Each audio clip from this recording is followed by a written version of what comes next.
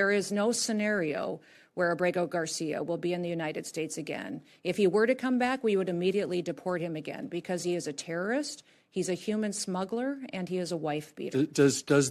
You've read the Supreme Court decision. Does the Supreme Court decision not require you to facilitate the return of Mr. Abrego Garcia? The Trump administration is complying with all court orders and judges' orders. Does the Supreme Court order require you to facilitate the return of Mr. Abrego Garcia? Is a citizen of El Salvador. It is up to the president of El Salvador to make the decision. You're a defendant on in if the he case. is coming back. It's been a big topic of conversation between all of us, between the country. When the president visited the United States of America, it was discussed and talked about there. The president has been very clear on this issue, as the Secretary of State and I have as well. Abrego Garcia is not a citizen of this country and is a dangerous individual who does not belong here. I will not ask another question, Madam Chair. But the discussion, we would immediately. But the discussion ends when the Supreme Court rules 9-0 that you have to facilitate his release, and the fact that you can't even acknowledge the wording of the order, which commands you to facilitate his release,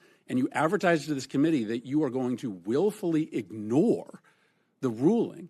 And that is incredibly chilling for the balance of powers in a democracy that relies on the executive branch to honor decisions made by the highest court of the land.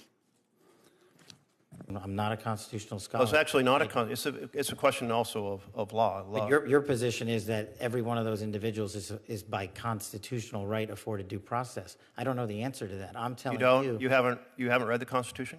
It says all persons. I've got it right here, but what you're saying is that every single one of the illegals that was sent down to El Salvador is supposed to be given due process pursuant. Yeah, that's what the Constitution says. It says doesn't no person. say that. It does say no person.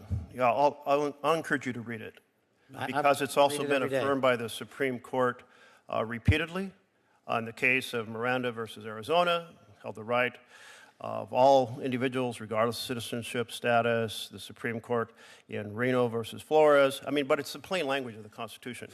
It concerns me that you're not familiar with the core concept of due process applying to all persons as written in black and white in the Constitution. As the first public defender who's ever served the FBI as its director, I am more aware of due process than any predecessor in my seat.